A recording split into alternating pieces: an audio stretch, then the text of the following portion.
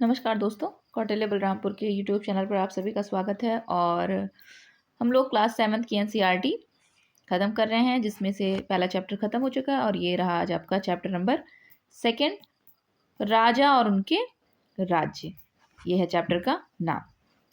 देखिए, पिछले चैप्टर में हमने क्या किया था, 1000 वर्षों की पड़ताल करी थी कि कैसे कैसे परिवर्तन हुए थे 1000 वर्षों के दौरान, चाहे वो धर्म के रूप में हो, चाहे वो भाषा के रूप में हो, चाहे वो संस्कृति के रूप में हो, कैसे कैसे बदला था। अब देखिए, 7वीं शताब्दी के बाद कई राजवंशों का उदय हुआ। ठीक, नीचे एक मैप है। ये उपमहाद्वीप के विभिन्न हिस्सों में 7वीं से 12वीं शताब्दी के बीच शासन करने वाले प्रमुख राजवंशों को दिखलाता है ये मैप। जैसे मैप आपकी स्क्रीन पे है। मानचित्र में गुर्जर प्रतिहार, राष्ट्रकूट, पाल, चोल और चहमानों या चौहानों के स्थान का निर्धारण करना है। क्या आप आज के उन राज्यों की पहचान कर सकते हैं जिन पर उनका नियंत्रण था? देखो, ये है चौहानों का, ये चहमान, ये गुर्जर प्रतिहार, ठीक, ये पाल वंश, ये राष्ट्रकूट, ठीक, और तो बाकी ये चेर, ये चोल, ये पूर्वी चालुक्य। ठीक है, तो ये राज्य के उनके राज्यों को दर्शाता है। ठीक, अब जरा सा इस मैप को देख के बताएं, खुद ही आप बताएं कि जैसे पाल वंश, ये कहाँ के शासक हैं? ये बंगाल के, है कि नहीं? आज के समय यहाँ पे क्या है? यहाँ पे बंगाल ही है। ठीक, अब जैसे ये राष्ट्रकूट है, आज के समय यहाँ कौन सा भारत का स्टेट है? देखो और बताओ, कमेंट बॉक्स में लिखो। चलो आगे बढ़ते हैं। हुआ क्या? नए राजवंशों का उदय। 7वीं सदी आते आते उपमहाद्वीप के विभिन्न भागों में बड़े भूस्वामी और योद्धा सरदार अस्तित्व में आ चुके थे। राजा लोग प्रायः उन्हें अपने मातहत या सामंत के रूप में मान्यता देते थे। उनसे उम्मीद की जाती थी कि वे राजा या स्वामी के लिए उपहार लाएं, उनके दरबार में हाजिरी लगाएं, उन्हें सैन्य सहायता प्रदान करें। अधिक सत्ता और संपदा मतलब प्रॉपर्टी हासिल करने पर सामंत अपने आप को महासामंत या महामंडलेश्वर यानी पूरे मंडल का महान स्वामी इत्यादि ये सारा घोषित कर देते थे। कभी कभी वे अपने स्वामी के आधिपत्य से स्वतंत्र हो जाने का भी दावा करते थे। इस तरह का एक उदाहरण हमको दक्कन में राष्ट्रकूटों का था। वे कर्नाटक के चालुक्य राजाओं के अधीनस्थ थे। समझ रहे हैं? जो राष्ट्रकूट थे वो दक्कन के चालुक्य राजाओं के अधीनस्थ थे, यानी वो सरदार थे। और 8वीं सदी के मध्य में एक राष्ट्रकूट प्रधान दंती दुर्ग ने अपने चालुक्य स्वामी की अधीनता से इनकार कर दिया। पहले तो अधीन थे, दंती दुर्ग एक प्रधान था, वो चालुक्यों के सब लोग अधीन थे। उसने कहा हम अधीनता नहीं स्वीकार करेंगे। उसने किसने? दंती दुर्ग ने। इसीलिए प्रश्न यहाँ से बना, राष्ट्रकूट वंश का संस्थापक कौन है? तो दंती दुर्ग। बहुत बारी पूछा गया परीक्षा में। उसे हराया और हिरण्यगर्भ, ठीक, यानी शाब्दिक अर्थ होता है सोने का गर्भ, नामक एक अनुष्ठान किया। और जब ये अनुष्ठान ब्राह्मणों की सहायता से संपन्न किया जाता था तो ये माना जाता था कि इसके याजक जन्मना क्षत्रिय न होते हुए भी क्षत्रिय के रूप में दोबारा क्षत्रियत्व प्राप्त कर लेगा। माने जिसने इस यज्ञ को कराया है, इस अनुष्ठान को कराया है, वो जो जजमान है यानी याजक, वो भले से जन्म से क्षत्रिय ना हो, लेकिन इस अनुष्ठान के बाद वो दोबारा से क्षत्रियत प्राप्त कर लेगा। ये बात थी। कुछ अन्य उदाहरणों में उद्यमी परिवारों के पुरुषों ने अपनी राजशाही कायम करने के लिए सैन्य कौशल का इस्तेमाल किया। मिसाल के तौर पे कदम्ब, मयूर शर्मण और गुर्जर प्रतिहार हरिचंद्र ब्राह्मण थे, जिन्होंने अपने परंपरागत पेशे को छोड़कर शस्त्र को अपनाया। ठीक, और क्रमशः कर्नाटक और राजस्थान में अपने राज्य सफलतापूर्वक स्थापित किए। लोग ब्राह्मण थे, फिर भी धीरे धीरे अपना राज्य स्थापित किए। बात समझ रहे हैं? ये चित्र बना है एलोरा की गुफा नंबर 15 का भित्ति चित्र है, जिसमें विष्णु को नरसिंह अर्थात पुरुष सिंह के रूप में दिखलाया गया। यह राष्ट्रकूट काल की ही कृति है। ये चित्र आप थोड़ा सा जूम कर दिया, अब देखो इसमें भगवान विष्णु नरसिंह के रूप में दिख रहे हैं। ठीक है, नरसिंह अवतार। आपने वो कहानी सुनी है ना, होलिका दहन, होलिका प्रहलाद, भगवान विष्णु ने नरसिंह का अवतार लिया था। चलें, अब इधर एक प्रश्न, जैसे भी यहाँ देखिए जो भी हम लोग फैक्ट पढ़े, क्या आपको लगता है कि उस दौर में एक शासक बनने के लिए क्षत्रिय के रूप में पैदा होना महत्वपूर्ण था? अभी जो बात बताई उससे क्या लग रहा है आपको? आगे आ जाओ। राज्यों में प्रशासन, इन नए राजाओं में से कईयों ने महाराजाधिराज यानी राजाओं के राजा, त्रिभुवन चक्रवर्ती, 3 भुवनों का स्वामी, और इसी तरह की अन्य भारी भरकम उपाधियां धारण की। लेकिन इस तरह के दावों के बावजूद वे अपने सामंतों और साथ ही साथ किसान, व्यापारी और ब्राह्मणों के संगठनों के साथ, एक सेकेंड, अपनी सत्ता की साझेदारी करते थे। बेशक वो बड़ी बड़ी उपाधियां धारण कर लिए हो तो क्या से, ठीक। और इन सभी राज्यों में उत्पादकों अर्थात किसानों, पशुपालकों, कारीगरों से संसाधन इकट्ठे किए जाते थे। इनको अक्सर अपने उत्पादों का एक हिस्सा त्यागने के लिए मनाया या बाध्य किया जाता था।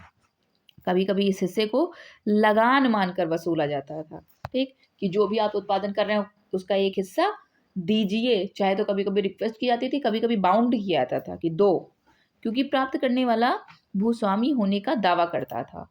और राजस्व व्यापारियों से भी लिया जाता था। राजस्व माने क्या? कमेंट बॉक्स में आप लिख के बताओ, और सबको पता होगा, मुझे पता है। 400 कर।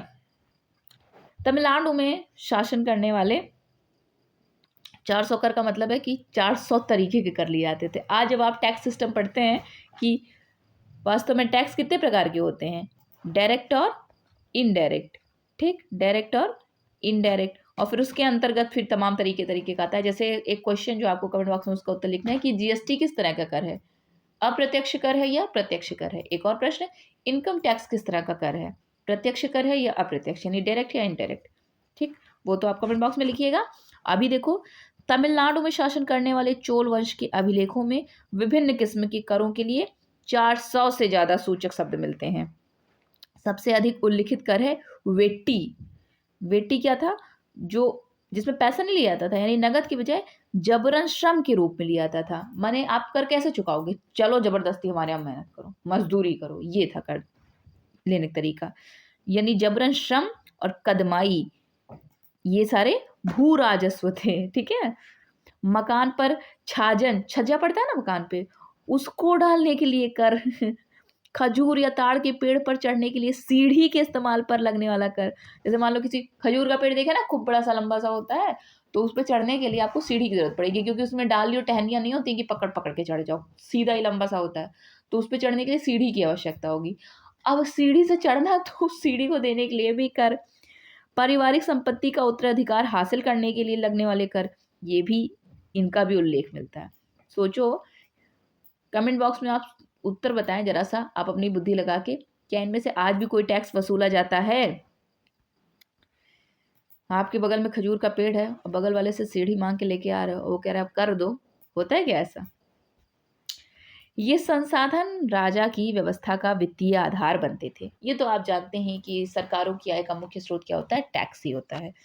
साथ ही मंदिरों और दुर्गों के निर्माण में भी इस्तेमाल होते थे। ठीक उसी तरह से जब इनकम होती है सरकार को, तो उससे इंफ्रास्ट्रक्चर डेवलप करती है, ठीक है, जैसे सड़कें हो गए, जैसे और अच्छे अस्पताल हो गए, अच्छे स्कूल हो गए, ये सारी चीज़ें डेवलप करती है सरकारें।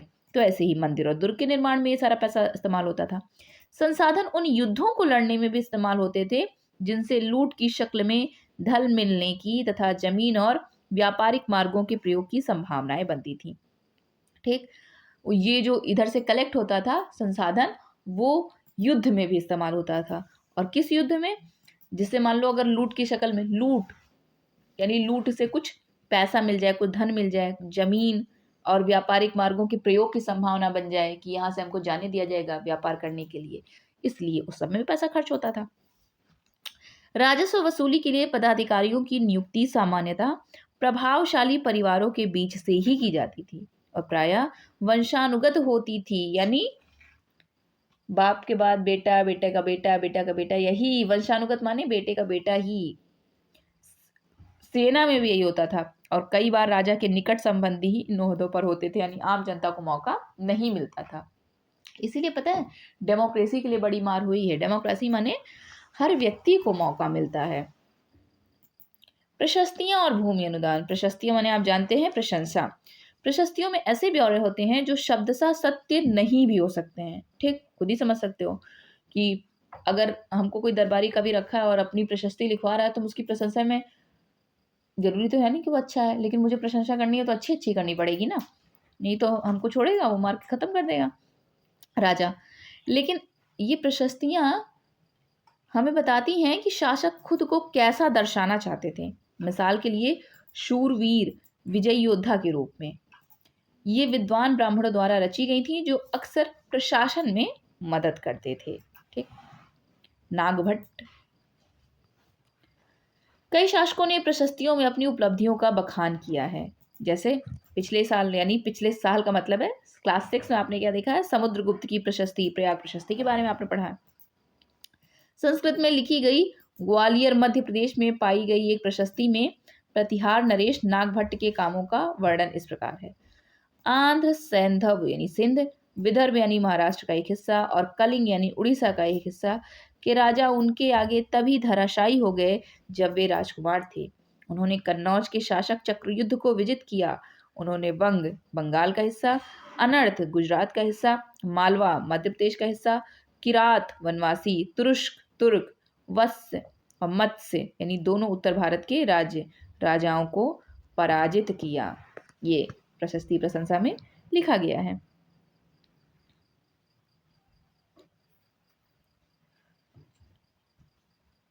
राजा लोग ब्राह्मणों को भूमि अनुदान से पुरस्कृत करते थे और ये ताम्र पत्रों पर अभिलिखित होते थे जो भूमि पाने वाले को दिए जाते थे।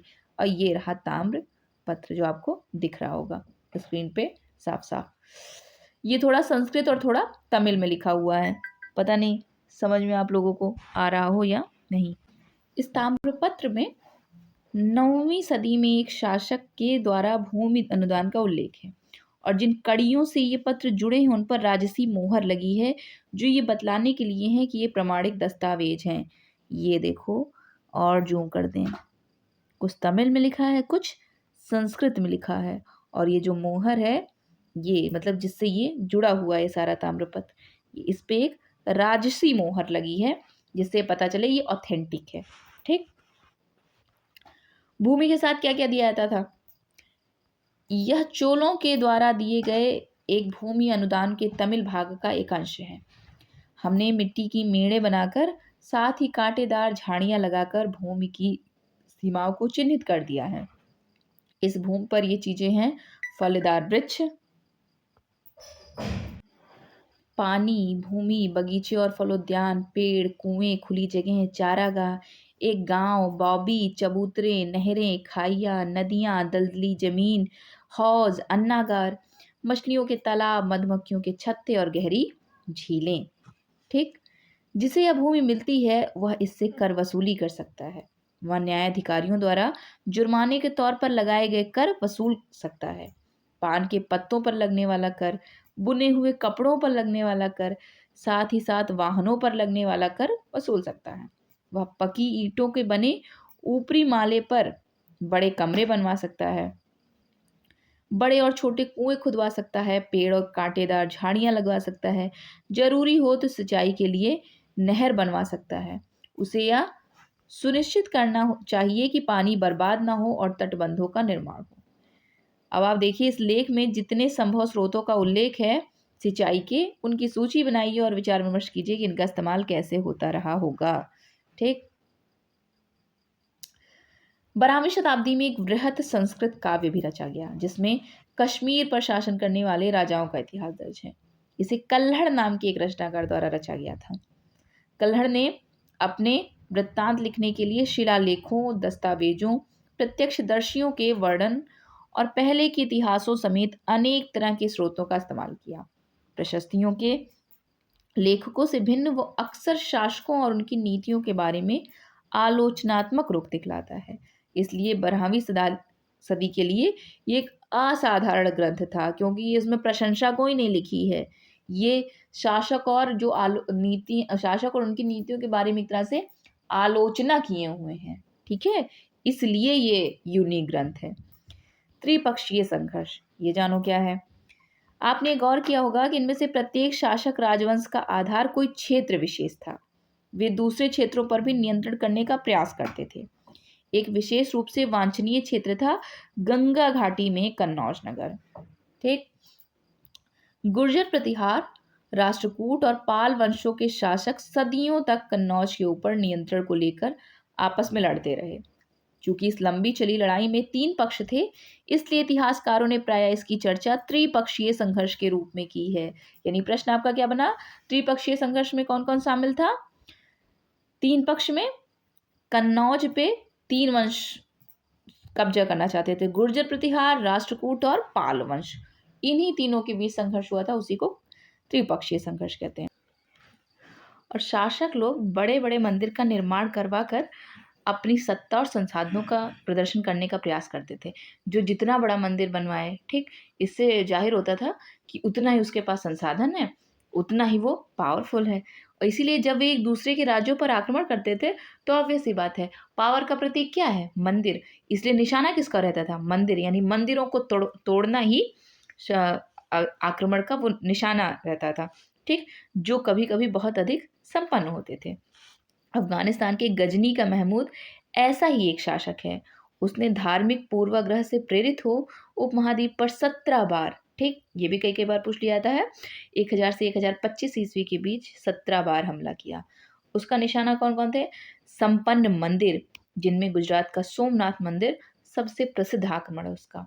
महमूद जो धन उठा ले गया, उसका बहुत बड़ा हिस्सा गजनी में एक वैभवशाली राजधानी के निर्माण में खर्च हुआ। यहाँ जो धन लेके गए वहां राजधानी के निर्माण में लगाए।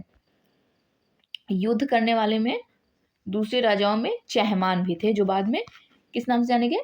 चौहान, ठीक, पृथ्वीराज चौहान नाम सुना, पहले इनको चहमान कहा जाता था। वे दिल्ली और अजमेर के आसपास के क्षेत्र पर शासन करते थे। उन्होंने पश्चिम और पूर्व की ओर अपने नियंत्रण क्षेत्र का विस्तार करना चाहा, जहां उन्हें गुजरात के चालुक्य और पश्चिमी उत्तर प्रदेश के गहड़वालों से टक्कर लेनी पड़ी। चहमान शासक पृथ्वीराज तृतीय, जिसे पृथ्वीराज चौहान भी कहा जाता है, इसका शासनकाल 1168 से 1192 ईस्वी तक था, जिसने सुल्तान मोहम्मद गोरी नामक तुर्क शासक को 1191 में हराया, लेकिन दूसरे ही साल 1192 में उसके हाथों हार गया। और ये दोनों युद्ध क्या कहलाते हैं? तराइन के युद्ध। 1191 में तराइन का पहला युद्ध और 1192 में तराइन का दूसरा युद्ध। चोल राज्य को देख लेते हैं जरा सा। उरैयूर से तंजावुर। चोल वंश सत्ता में कैसे आया? कावेरी डेल्टा में मुट्टियार नाम से प्रसिद्ध एक छोटे से मुखिया परिवार की सत्ता थी। वे कांचीपुरम के पल्लव राजाओं के मातहत थे। मातहत अभी आपको समझाया ना, जो प्रभावशाली सरदार होते थे, सामंत, वो सब मातहत कहलाते हैं। उरैयार के चोल वंशीय प्राचीन मुखिया परिवार के विजयालय ने 9वीं सदी के मध्य में मुट्टियारों को हराकर इस डेल्टा पर कब्जा कर लिया, जहां उसने तंजावुर शहर और निशुंभ सूदनी देवी का मंदिर बनवाया, ठीक। ये देखिए उनका राज्य चोल और उसके पड़ोसी राज्य, ये उनका इलाका है जो हल्का नारंगी कलर से दर्शाया गया है, ठीक है। ये उरैयूर। विजयालय के उत्तराधिकारियों ने पड़ोसी इलाकों को जीता और उसका राज्य अपने क्षेत्रफल तथा शक्ति दोनों रूप में धीरे धीरे बढ़ता गया। दक्षिण और उत्तर के पांड्यन और पल्लव के इलाके इस राज्य का हिस्सा बना लिए गए और राज प्रथम, जो सबसे शक्तिशाली चोल शासक माना जाता है, 985 ईस्वी में राजा बना और उसी ने इनमें से ज्यादातर क्षेत्रों पर अपने नियंत्रण का विस्तार किया। उसने साम्राज्य के प्रशासन का भी पुनर्गठन किया। राज के पुत्र राजेंद्र प्रथम ने उसकी नीतियों को जारी रखा और उसने गंगा घाटी, श्रीलंका तथा दक्षिण पूर्व एशिया के देशों पर हमला भी किया। इन अभियानों के लिए उसने जल सेना भी बनाई। भाई, श्रीलंका पे अगर आक्रमण करना है तो जल सेना बनानी पड़ती कि नहीं बनानी पड़ती? श्रीलंका समुद्र, मतलब श्रीलंका हमारे साथ तटीय से उससे लगा हुआ है ना, स्थलीय सीमा नहीं, उसकी जलीय सीमा बनती है। अब भव्य मंदिर और कांस्य मूर्ति कला। राज और राजेंद्र प्रथम चोल शासक जो थे, इनके द्वारा बनवाए गए तंजावुर और गंगई कोंड चोलपुरम के बड़े मंदिर स्थापत्य और मूर्ति कला की दृष्टि से एक चमत्कार हैं, ठीक। कैसे आओ देखो, ये रहा चमत्कार। ये एक मंदिर है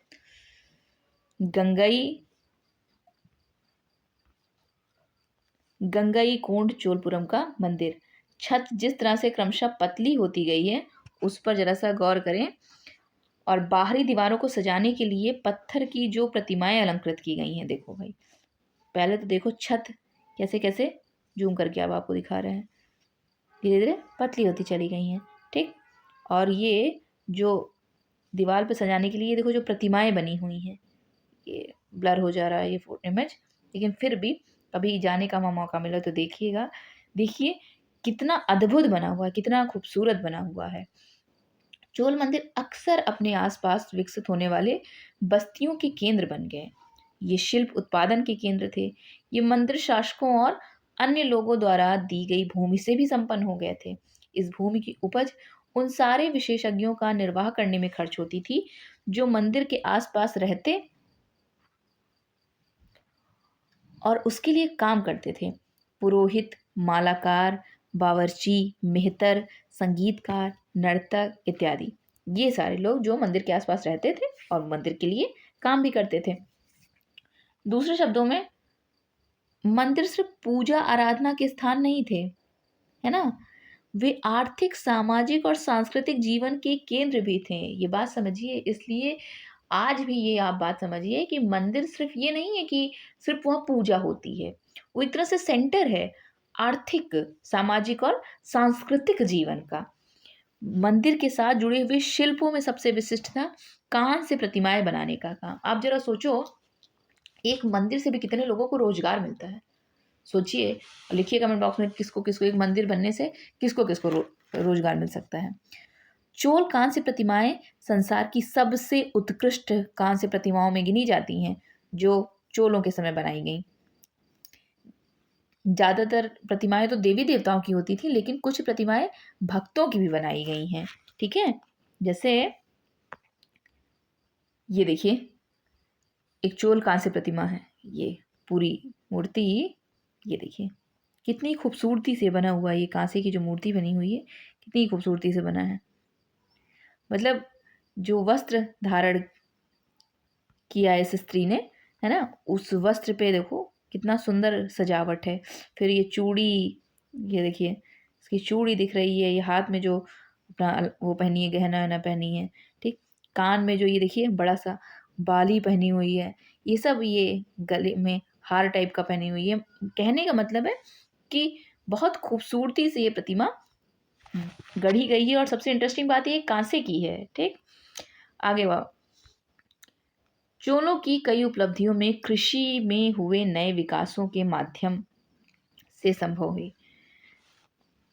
हुआ क्या कि उस समय कृषि के नए विकास, ठीक, एक तरह से आप समझिए कृषि के माध्यम के नए नए विकास हो गए। इस वजह से चोलों की उपलब्धियां और बढ़ गई। जरा सा मानचित्र 2 देखना है, और भाई मानचित्र 2 देखा जाए।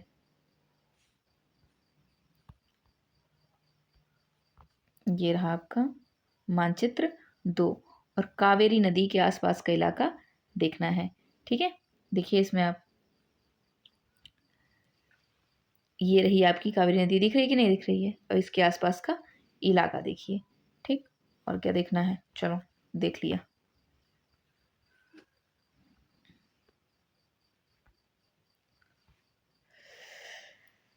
और गौर करना है कि कावेरी नदी बंगाल की खाड़ी में मिलने से पहले कई छोटी छोटी शाखाओं में बढ़ जाती हैं। ये शाखाएं बार बार पानी उलीचती हैं, जिनसे किनारों पर उपजाऊ मिट्टी जमा होती रहती है। बात समझ रहे हैं? कावेरी नदी बंगाल की खाड़ी में गिरने से पहले, ठीक, कई छोटी छोटी शाखाओं में बट जाती हैं। और ये शाखाएं, ये देखो फिर से एक बार देखो, यहाँ जब बंगाल की खाड़ी में गिरती है तो कई शाखाओं में बट जाती है। ठीक, और जब ये शाखाओं में बढ़ते हैं तो पानी, जैसे जब गिरते हैं तो पानी उलीचा करते हैं। और इससे होता क्या है, इससे किनारे पे जो मिट्टी रहती है वो उपजाऊ हो जाती है। शाखाओं का पानी कृषि, विशेषता सबसे ज़्यादा चावल की खेती के लिए आवश्यक आर्द्रता भी मुहैया कराता है। ठीक, इसीलिए आप देखिए इस इलाके में चावल की पैदावार, धान की पैदावार बहुत अच्छी होती है। हालांकि तमिलनाडु के दूसरे हिस्से में कृषि पहले ही विकसित हो चुकी थी, पर 5वीं या 6ठी सदी में आकर ही इस इलाके में बड़े पैमाने पर खेती शुरू हो पाई। कुछ इलाकों में जंगलों को साफ किया जाना था, अब कुछ दूसरे इलाकों में जमीन को समतल किया जाना था। डेल्टा क्षेत्रों में बाढ़ को रोकने के लिए तटबंध बनाए जाने थे और पानी को खेतों तक ले जाने के लिए नहरों का निर्माण होना था।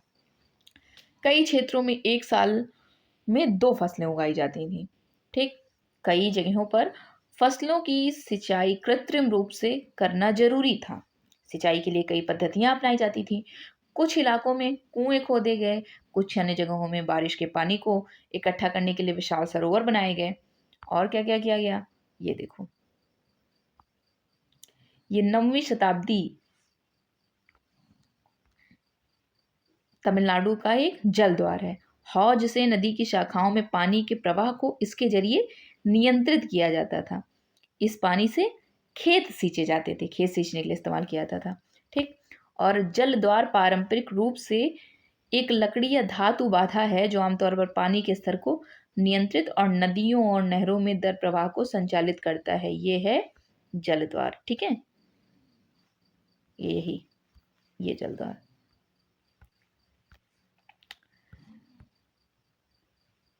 विशाल सरोवर बनाए गए और क्या क्या हुआ, ध्यान रखना है आपको कि सिंचाई के काम में योजना की जरूरत होती है, जैसे श्रम और संसाधनों को व्यवस्थित करना और इन कामों की देख रेख करना, ये तय करना कि पानी का बंटवारा कैसे किया जाएगा।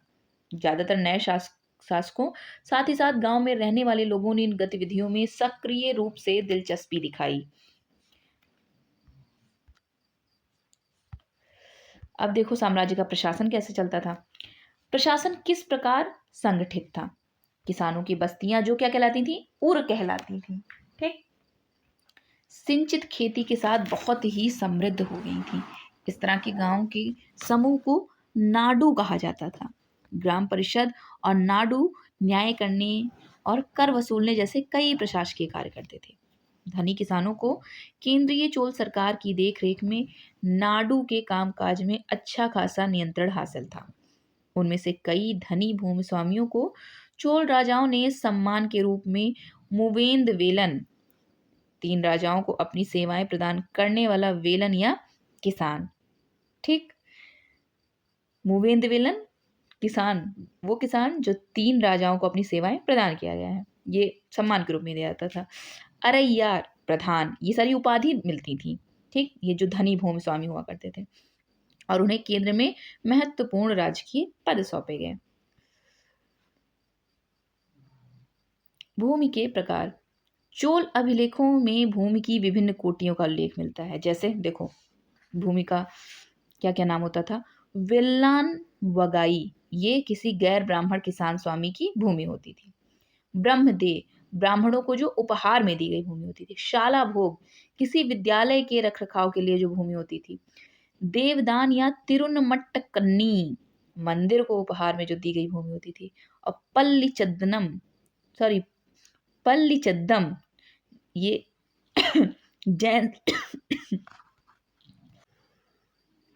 जैन ये जैन संस्थानों को दान दी गई भूमि होती थी। ये सब भूमि के अलग अलग प्रकार थे। ठीक, हमने देखा है कि ब्राह्मणों को समय समय पर भूमि अनुदान या ब्रह्मदेय प्राप्त हुआ है। परिणाम स्वरूप कावेरी घाटी और दक्षिण भारत के दूसरे हिस्सों में ढेरों ब्राह्मण बस्तियां अस्तित्व में आईं।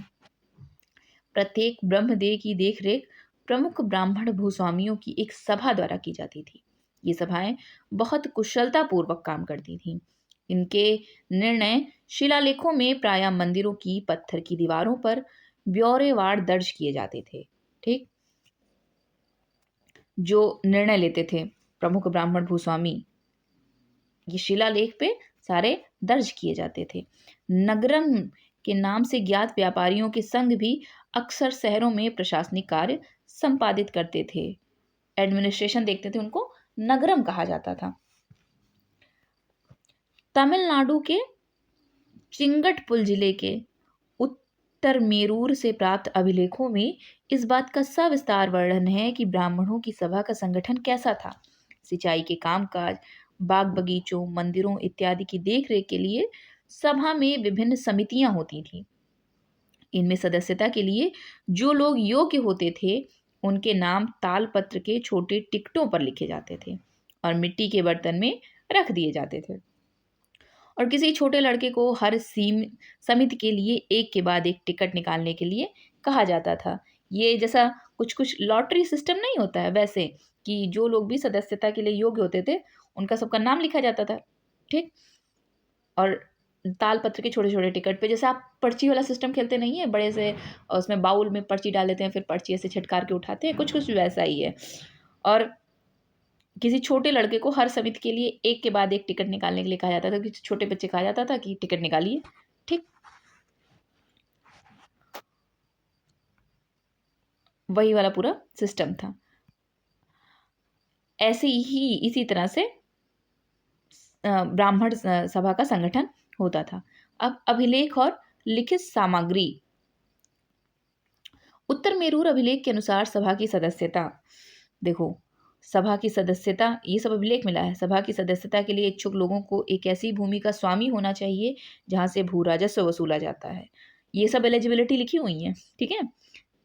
उसके पास अपना घर होना चाहिए। उनकी उम्र 35 से 70 के बीच होनी चाहिए। जैसे कहीं कहीं आज आप देखते हैं कि राष्ट्रपति पद के लिए अर्हता क्या है, न्यायाधीश पद के लिए अर्हता क्या है। ठीक। सब देखते हैं कि नहीं, जैसे राष्ट्रपति पद के लिए अर्हता 35 साल से कम उम्र का ना हो, वैसे ही यहाँ भी 35 से 70 के बीच होनी चाहिए उम्र। उन्हें वेदों का ज्ञान होना चाहिए।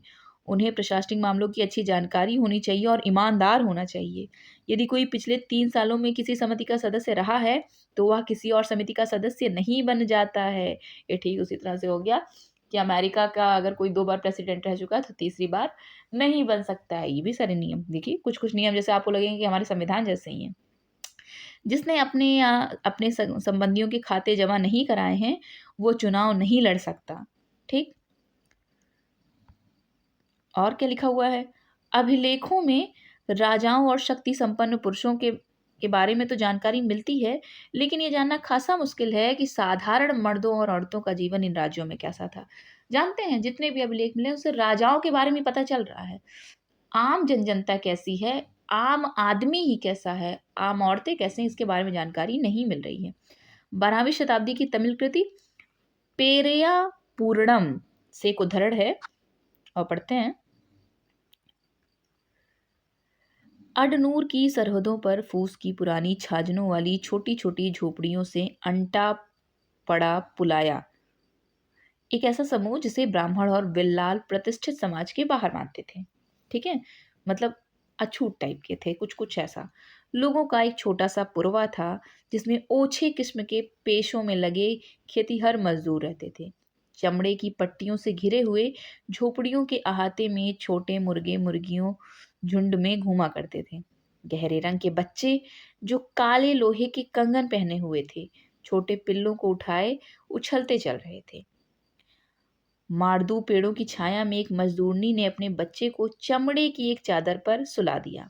आम के पेड़ भी थे जिनकी शाखाओं पर नगाड़े लटके हुए थे और नारियल के पेड़ों के नीचे जमीन में बने छोटे गड्ढों में छोटे सिरों वाली कुतिया पिल्लों को दूध पिलाने के बाद लेटी हुई थी। लाल कलगी वाले मुर्गे ने पाव फटने से पहले तगड़े पुलैयार, ये पुलाया का बहुवचन है, को दिन के काम पर जाने की हाँक लगाते हुए बांग दे दी। धान कूटती लहरदार बालों वाली पुलाया स्त्रियों के गाने की आवाज रोजाना कांची के वृक्षों की छाया में फैलती थी। कैसी इमेज बनी, कितनी अजीब सी। अब देखिए, क्या इस पूर्वे में कुछ ब्राह्मण थे? जितनी तरह की गतिविधियां चल रही हैं, आप सोचें, उनका वर्णन खुद से कीजिए और आपके ख्याल से अभिलेखों में इन सब का उल्लेख क्यों नहीं किया गया है? जरा सोचिए। ये एक तमिल कृति में ये उसका उद्धरण है, एक साहित्य का, एक किताब का, लेकिन किसी भी अभिलेख में ऐसी किसी घटना का कोई जिक्र नहीं। अभिलेखों में तो सब अच्छा अच्छा ही लिखा है। जरा सोचिए कि अभिलेखों में ये सारे वर्णन क्यों नहीं है, कैसी छवि बनी उस राज्य की। ठीक। और एक कल्पना करना है कि आप एक सभा में मौजूद हैं और जो कुछ आप देख रहे हैं सुन रहे हैं उसका वर्णन करना है। ये अभ्यास प्रश्न देखिए, मिलान कर लीजिएगा। त्रिपक्षीय संघर्ष में लगे 3 पक्ष कौन कौन थे? कमेंट बॉक्स में बताइएगा। प्रश्न आपके लिए, ये सारा प्रश्न अभ्यास प्रश्न करना मैंडेटरी है। ठीक है। चोल साम्राज्य में सभा की किसी समिति का सदस्य बनने के लिए आवश्यक शर्तें क्या थी? चहमानों के नियंत्रण में आने वाले 2 प्रमुख नगर कौन से थे? यहीं से प्रश्न सीधे पहुंच बन जाता है। दूसरा, राष्ट्रकूट कैसे शक्तिशाली बने? नए राजवंशों ने स्वीकृति हासिल करने के लिए क्या किया?